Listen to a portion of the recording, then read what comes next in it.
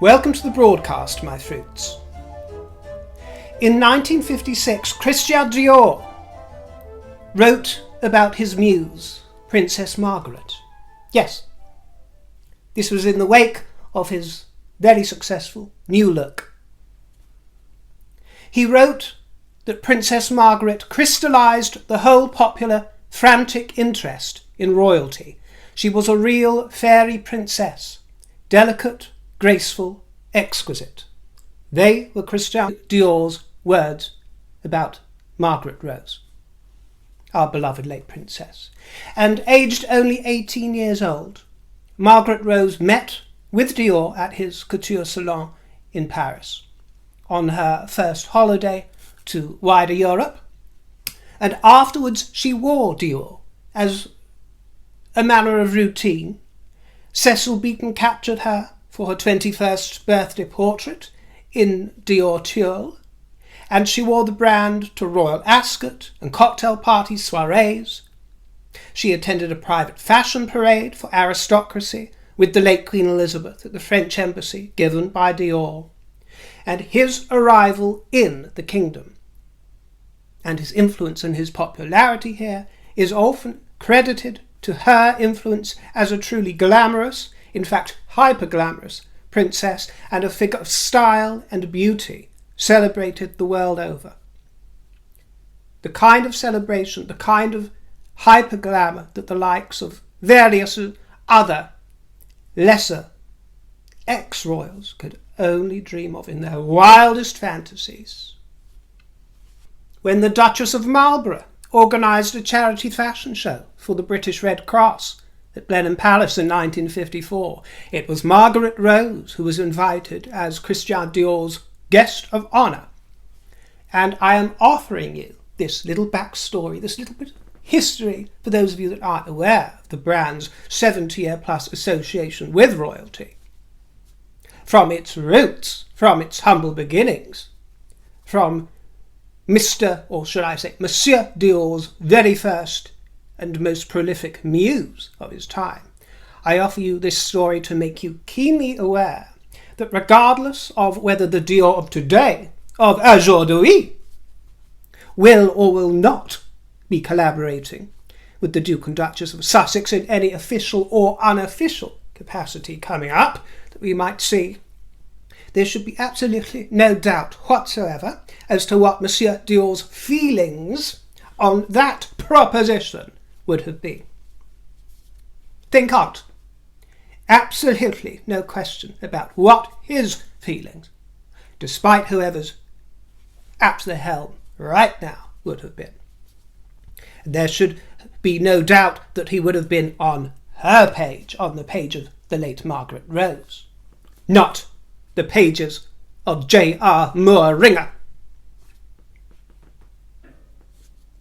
The writer Justine Picardy wrote, Princess Margaret is the only one of Dior's clients identified by name in his memoir, a real memoir, as if her patronage represented the highest acclaim beyond that of any film star or rich socialite. Take heed.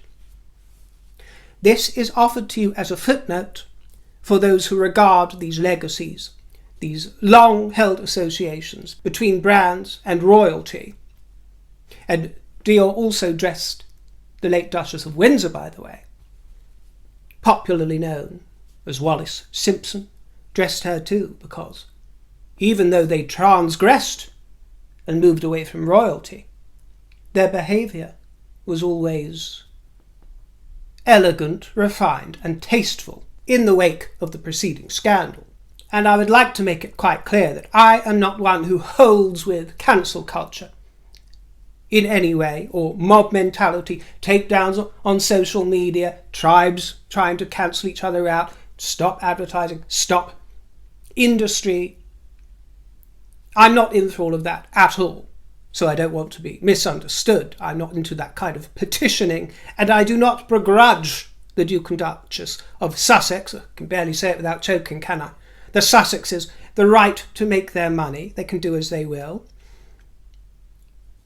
The overarching matter at hand is the lowering of standards. That is what I find regrettable.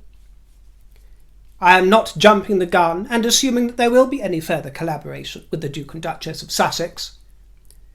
But we have already had social media posts that happened after they left, that happened after the Oprah scandal, on behalf of DIOR, for Harry and for Meghan in the past.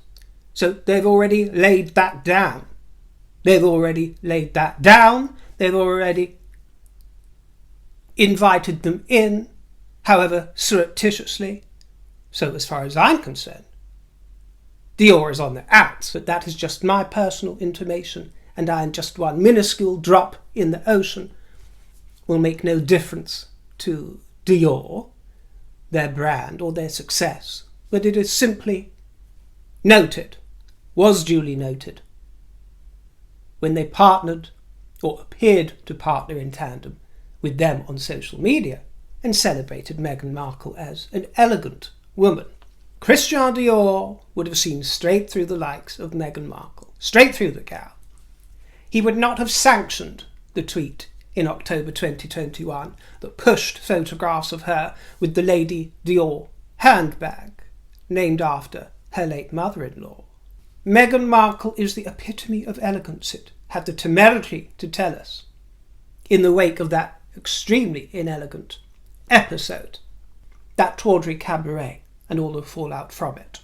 Now, we can have this quarrel until the cows come home about whether or not Meghan has power as an influencer or not. Those who poo-poo her power as an influencer are mistaken. She will be able to demand hundreds of thousands of pounds for social media posts, Instagram posts, collaborations. One broker in the know told the Times here in the Kingdom, not the American publication, New York Times, whatever, the Times, which is an established, trusted repository of information here. Alison Branger of brand performance company Brand Metrics said the kind of virality of the content that comes from Meghan Markle is unlike any other. That's how viral it is. When she wears a Stella McCartney dress, she generates about 3 million for the label.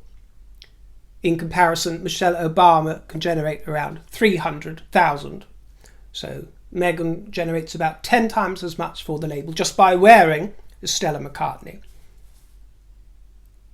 And she also offers the comparison to say that a Victoria Beckham catwalk show, for instance, generates about $8 million for the brand. So Meghan Markle can generate $3 million just from a single shot, not a whole catwalk extravaganza, Fashion Week affair, just from a single shot taken. This is someone with no skin in the game or preference towards Meghan. It is a brand expert telling us that. And she says that when photographs hiking over Coronation Week were taken, the J. Crew jacket that she was wearing sold out. This happens all the time when she wears stuff. And Google searches for the diamond bracelet she was wearing, that brand Bentley & Skinner, rose by 100%. Just because she is considered déclassée by many, that means she has no pull. I can assure you, my dear, you have all seen how even if she dips one toe out of the window, the world's press are clamouring for a photograph or an image of that toe and to see what varnish she is wearing on it. The whole world.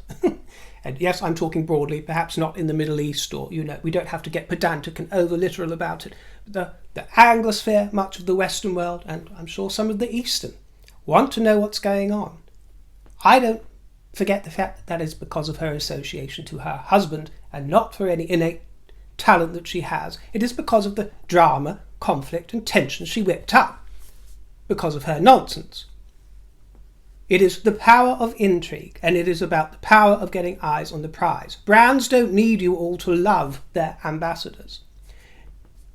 Some of them just want to be noticed, to have traffic driven. It depends on the brand. Some do want you to love their ambassadors, but nobody loves everybody, whether it's Gwyneth Paltrow or Trisha Paytas or any number of influencers out there. Some are loved, some are loathed, but they are still employed, whether they are Kardashian or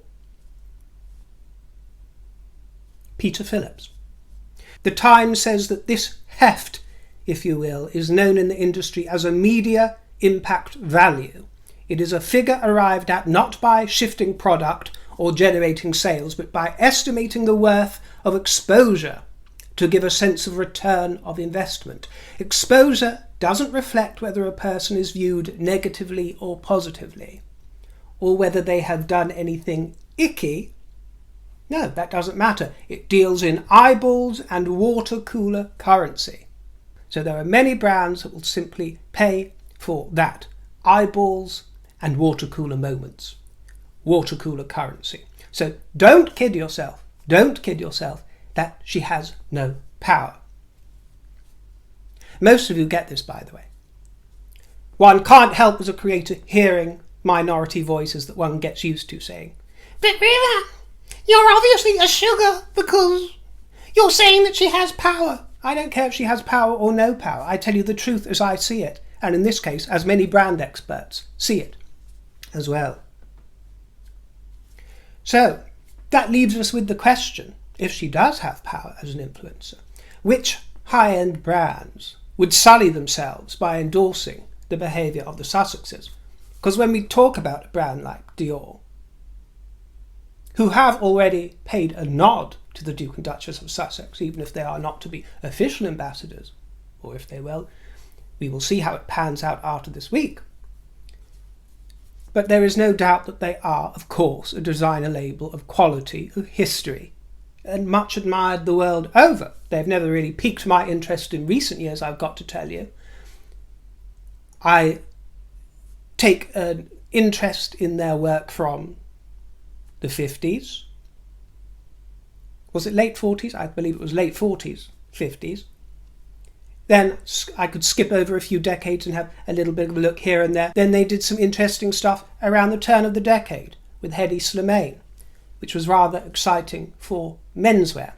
And it was imaginative for menswear. And it involved a lot of androgyny. That was an interesting time to look back on as well. So there are times in history I look back on it and can admire it. Of late, there hasn't been that much to interest me going on. This, of course, in the press is causing interest, is whipping up. And it depends on who is at the helm at the moment, whether they want to capitalise on the drama and scandal and eyeballing of that, or if they're going to take a more original Christian Dior approach, see it for the inelegance it is, and drop it like a ton of bricks, because that would have been the way. That would have been the way. But in 2023, who can say? Who can say? Who will be sullying themselves by endorsing the behaviour of the Sussexes? This remains the question, and it'll be so very intriguing to see. But Christian Dior would have seen the gal for the arriviste that she is. The arriviste. And if there was anything that he would have been kikiing with the late Princess Margaret Rose about, it would have been that over a cup of tea. You've seen what she's up to. The merching and besmirching. Arriviste, arriviste. On the outs. Had the Duke and Duchess behaved in a noble fashion, however, and got on with the job as ambassadors working for the late Queen and the King, Rex, the King incumbent, my dear. The King regnant, I should say. Had they behaved in a noble fashion, Christian Dior would have embraced them to the heart, would have embraced them with warmth, if not totally admiring of the Duchess's style. I mean, let's not get carried away here, because she lacks that sort of grace. She lacks that kind of grace, but he would have overlooked that because, in deference to the family, out of goodwill, and because they were doing a good job, hypothetically speaking. And Christian Dior enjoyed a string of male lovers throughout his lifetime, and his final lover, because he died in his early 50s, you know. Not long really after his fame began taking off and picking up, really. Only a few years after. It was in, he was aged only 52 when he had this heart attack. And at the time he was romancing a young North African. Yes, a young North African. 3 decades his junior. And isn't it funny, because in the wake of the Philip Schofield scandal, You don't see people calling out Christian Dior, do you? Because he was in his mid-50s and his last lover was in his mid-20s. Nobody's going around trying to cancel Dior, are they? It was too far back because nobody cared, because there wasn't really something that outrageous about the 20-something having an affair with a 50-year-old something. Let's not pretend that somebody in their 20s getting it on with somebody in their 50s is hideously over-the-top outrageous and never been done before, and lock them away and throw the key. Yes, I digress, but what I'm telling you is that if you want to do that, you might as well cancel a tenth of the male and female population, including Christian Dior, because he was at it with his young North African when he was in his 50s and had a heart attack. He might have had a heart attack because he was being put through his paces by the young North African. Who knows? Today's creative director for Dior is Maria Grazia Chiari. Since 2016, I've seen her speaking on YouTube. I think it was was it Cambridge or Oxford? I think it was at an Oxford Union address, and she comes across as a very nice lady, but she's very big on the feminism thing. She's very big on that, so that might give her a feeling of alliance, of sisterhood with Meghan Markle, but that's reading a little bit too much between the lines, who knows. But we are left questioning, with their social media posts, have they been toying with the idea? Is this what Dior have been doing? They've been putting the feelers out, toying with the idea. Have they been sending them freebies to wear and display and test what the reaction is? Now, it was the Daily Mail that reported that there was a Dior campaign incoming and all kinds of whispers going on around Beverly Hills about Dior, Dior, Dior. Well, the Telegraph reports that this report from the Mail has left the Dior team in Paris nonplussed as to how the story came about. So denials have been issued. The Sussex spokesperson also says that the story is untrue. That's what they told the Telegraph. So was it mischief-making from Mail Online? I'm sure some will point the fingers at Harry and Meghan's camp. I actually don't find that particularly believable. But there's mischief-making going on somewhere. The question is, could they be more valuable to the likes of Dior as an unofficial ambassador rather than official ones? So that they get the attention from the odd little nod in social media posts, but they don't get lots of disparagement for charging Meghan with becoming the face of Dior. I mean, it does make me shudder. I cannot lie and tell you that the thought of that doesn't make me shudder, simply because I have respect for the brand historically and the elegance of it, stemming from an association with Margaret Rose. And to think that in 2023 we have done a 180 from the likes of Princess Margaret Rose, who was the epitome of everything that the Duchess of Sussex is not, and then to find Rachel Ragland on the helm, well, no, that would make me shudder. I don't deny it. The powerhouse agent from William Morris Endeavour, or whatever it is, WME, Ari Emanuel, his mission is to reinvent and reimagine Brand Meghan. Brand Meghan, isn't it exciting? You know what? Whether we are keen on the idea or not, I am going to find it interesting as an exercise in branding, rebranding, just objectively speaking, to look on, to see what kind of mischief they're getting up to try and reimagine. She went from Rachel Ragland to Meghan Markle to the Duchess of Sussex to the Princess of Montecito, and now I'm just Rachel. I'm just Meghan. I'm just Meghan. That's how they've begun referring to her. Meghan. Or just, can't we just slip in Her Royal Highness Meghan? No, Meghan, they've had enough of that. Oh, go on, just HRH, 3 lousy little letters. Go on, Mr. Emmanuel. Go on. Daddy, if I just call you Daddy, won't that pluck on your heartstrings? Meghan. Okay. So, yeah, there's going to be that kind of power struggle going on, isn't there? The struggle comes, you see, and I've been saying this for a year.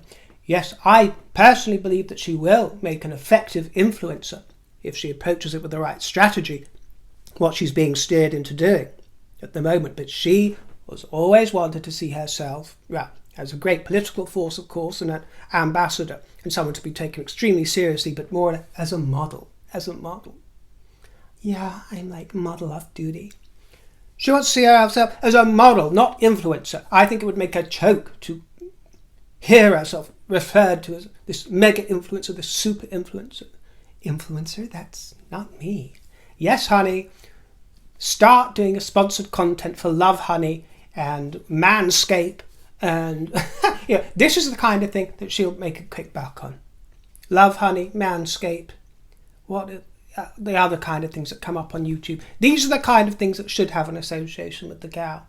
But because of her association with Harry, she's able to at least aim higher. Whether she will get the target, who knows? But that she doesn't just want to be an influencer. She wants to be a model actress like Gwynnie. The reputation crisis expert Eric Schiffer says that Team Meghan will use all the dramas going on to their advantage. Yes, that's another thing that many lay people do not understand. And I would be very curious to know who is reaching out to who when it comes to these brand associations. Is Ari Emanuel the go-between at all times with his little black book of contacts? Is he her chief agent? Or is her chief agent Harry Mountbatten Windsor? Who's doing the instigating? Remember his Disney moment? Oh, hi, yeah. Have you heard? My wife's free. My wife Meghan, she's free. She loves doing voiceovers. She loves talking about elephants. Yeah, she's free. Yeah, come on. Guess her job. I'm the prince. Oh, sure, Harry. And then we get her droning on about elephants, boring everybody to tears. Some might say that Harry Mountbatten Windsor is doing the work of her agent. Others might very unkindly be saying that he is doing the work of her pimp. She is holding out for high-end fashion, but is a low-rent celebrity. This is the contrast. So this is the job of Harry Emanuel. He has to shepherd the gal into her true calling as low-rent celebrity. But in her mind, she's high-end gal. She's so full of self-belief and so full of self-possession that she might well pull it off. Underestimate her at your peril. She moosied her way into British royalty, Gia. She moosied her way in there to lay 2 eggs. The great grandchildren of the late Queen Elizabeth, yes. She laid those eggs. No one can take that away from her. Except one of the rescue chickens. Make a big omelette, won't it? She would actually be a natural brand partner for brands such as Tostitos Tortillas. I hope that's pronounced correctly, because she performed for them in 2009 as an influencer in one of their adverts. Yes, Tostitos Tortillas. Although her voice wasn't used in the end, they overdubbed it with somebody else's voice. She will be a natural representative for Ivory Clear, that washing up detergent that she changed single-handedly overnight. Back at the Immaculate Heart, I wrote a letter. Yeah, of course you did, Rachel. Ivory Clear. They could rebrand that as Ebony Clear. For the proud woman of colour. A special edition? I think she would be a fabulous match for that. And of course there is Reitmans. Or Reitmans, and please, no comments over the pronunciation. I looked up the official pronunciation, and annoyingly on their Facebook page they have all the executives working in the office, they are being asked, so how do you pronounce your name? And one goes, it's Reitmans. One goes, it's Reitmans. And then the boss kind of goes, it's whatever you want it to be. There is no official way, which is no help at all, is it? So I'll just call it The Shop. And when it comes to that brand, Tom Bower is the one who claimed that Meghan turned up for a shoot for said brand.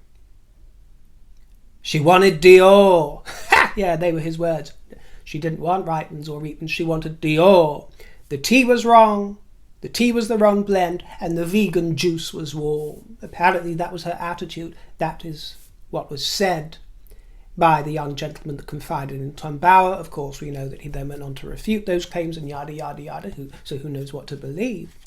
But what I believe is that she would be very good for low rent outlets, and she could still make a great big ton of money. There is a lot of money to be made from the most basic low rent outlets and brands and tchotchkes and selling washing detergents, vacuum clean, household appliances, mops, and basic clothing. I don't know whether it would be Target or Walmart or any kind of, bargain basement bin. That would be wonderful for the gal.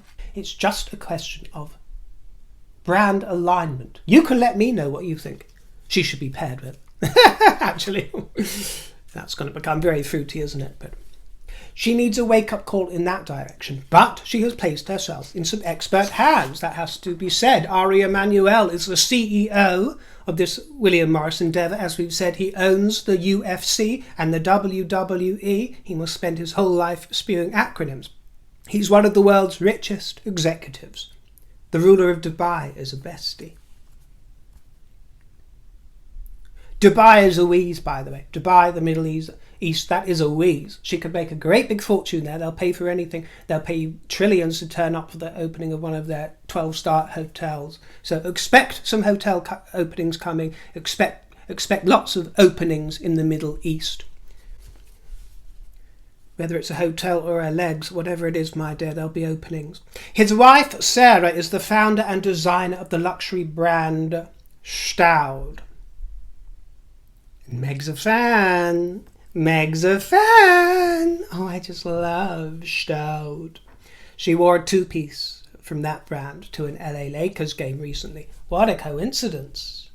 The rich agent boss's wife's label.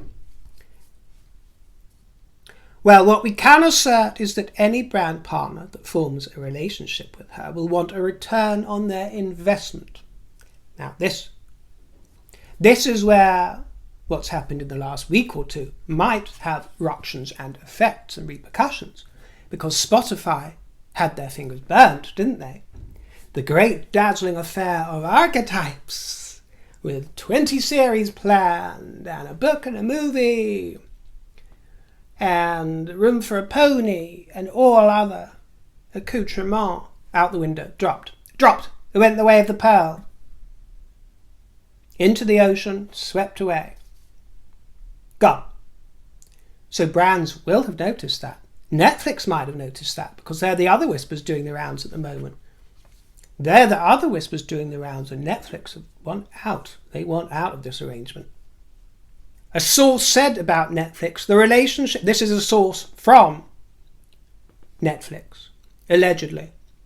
The relationship hasn't always been that great. Harry is no problem, but Meghan thinks she knows how to run Hollywood. Well, yes, she thought she knew how to run the royal family too, didn't she, my dears? Because she's an executive. Oh, she's got to tell you what's key around the table. Fill up my water from the water cooler, where they're all talking about me. Yeah, well, look how that turned out, love, when you tried to turn round the royal family and the monarchy and the institution and the kingdom. Look how that turned out. Banished. Laughing stock. So their reputation as grifters, and I'm using that word as quoted by an executive from Spotify in charge of monetization and this, that and the third policy. You all saw it. He called them grifters in fruitier language than I'm using here. Other brands are noticing that. And also Ari Emanuel, I'm sure he's their new bestie, but he also wants his piece of the pie. There's a reason that he is worth bazillions of dollars. He wants his piece of the pie. And everybody else will want a munch. And they don't like that. They don't like anybody else having another taste, do they? And they've gotten away with it. They got away with it with Spotify, but Spotify have called them out for it. So other brands are going to be taking note. If you want to play your cards right, Meghan, let Ari Emanuel take the reins and do exactly as he says. He knows what he's talking about. You don't. When you are in control of the submarine, it plunges to the bottom of the ocean and gets lost in the middle of the Titanic. You are probably in charge of directing that vessel that is now lost under sea at the time of recording lost without trace and only a few hours of oxygen left. You were probably in command of that vessel. This is what you are like when you insist on being at the helm of various projects, whether it is the helm of Kensington Palace, Buckingham Palace, the Kingdom, or your shack in Montecito. Wherever it is, it takes a dive because you think you know best. Well, now you end up, not really a princess, barely a duchess, in name only really, a threadbare Countess of Dumbarton, along with the spare son, the Earl of Dumbarton, the Earl and Countess of Dumbarton, or the big girl and the Pearl of Montecito. I think that's more accurate, don't you? Yeah, big girl Prince Harry and the Pearl of Montecito. Well, you're reduced to touting for sponsors. You parade in rags for riches. Parading around, it's vulgar. What happened to the Argentine ambassadoress? Evita Markle, what happened to her? You've got to keep yourself busy while the hubby, my husband, the author, the great writer of The Art of Memoir, ooh la la, while the great bard of Montecito is writing his next tome. Oh, I'm busy today, my dear. I had such a hard day. I've been writing. It's the life of a memoir writer and an author. There's just so much creativity channeling through me, and my hands are sore from writing. Well, even though you're calling it in on Zoom, even though you're dialing in or dictating as if you're Barbara Cartland on the couch to your secretary, my dear. Take note. Daddy hurt me. Papa hurt me. I was Granny's best friend. She only listened to my advice and counsel. She couldn't bear Big Willie. Yeah, right, Henry. Yeah, right. Well, it is, may I say, a free world. They are free to merch. Brands are free to hire them. But we are free to keep a very close eye on who is endorsing, who is co-signing their behaviour. Because their behaviour is infra-dig to the extreme. Infra-dig. And not just as a one-off. Over at least 3 years. Infra-dig. So any brand associating themselves with them won't be hounded by me, won't have some sort of mob pile-on, and I do not want any of them cancelled. I believe in free enterprise, free will, and a free society. So that is not my jurisdiction. But by association, they become infra-dig and on the outs. So that is my power. Small as it may be, large as it may be, that is my power, that is your power. That's what we all have, isn't it? Well, my dear. To form an opinion based on their behaviour, who endorse or co-sign inelegant behaviour and pass it off as elegant and call it elegant, as if we don't have our own eyes to see what's going on. Goose egg. Goose egg dignity. Goose egg. If you lie down with animals, Dior or any other brand out there who might be considering working with various kinds of beasts. You lie down with dogs, you get up with fleas. So think about it. Think about Christian Dior, his legacy, his ethos, whether you are Dior or not, whichever brand you are. Even if you are Mr. Muscle or trying to think of an American brand now, Campbell's Soup. Whoever you are, my dear, think about the repercussions and divert from vulgarity, unless you are a vulgar brand. We all love trashy brands, we all love vulgar brands. I was raving about Reese's peanut butter hot chocolate the other day, and I've got nothing against the brand, but it's not exactly high end, is it, my dear? That is something along the lines, that would suit Meghan and Harry, perhaps, that kind of thing. Yeah, roll up, get your Reese's Pieces. Be the Reese's Pieces girl. Butter wouldn't melt in her mouth, would it? That could be the tagline. It's buttery, but it won't melt in your mouth. Hot chocolate. Whatever it is, my dear, I'm sure she'll be able to help them sell the wares, or it could have the reverse effect for a beloved brand such as Reese's, and it would go the direction of a Bud Light. You know, that's why the brand is critical, because it depends. Otherwise there'll be a touch fire moment which will destroy a beloved brand. So, but I've no doubt that they can raise the profile of various brands out there, but that profile will never be viewed at in the same way again by anybody with an ounce of dignity or true discernment. No, it won't. But I thank you most sincerely for your discerning eye. You're obviously a creature of great taste to spend a happy half hour or so with me for a chuckle and a giggle and some fruity fun. I'm looking forward to hearing your thoughts, so leave me a juicy comment, and I look forward to seeing you on the next broadcast. My tip jar is in the privy purse in the description box, and I thank you most sincerely. See you next time, my dears, and toodle pip.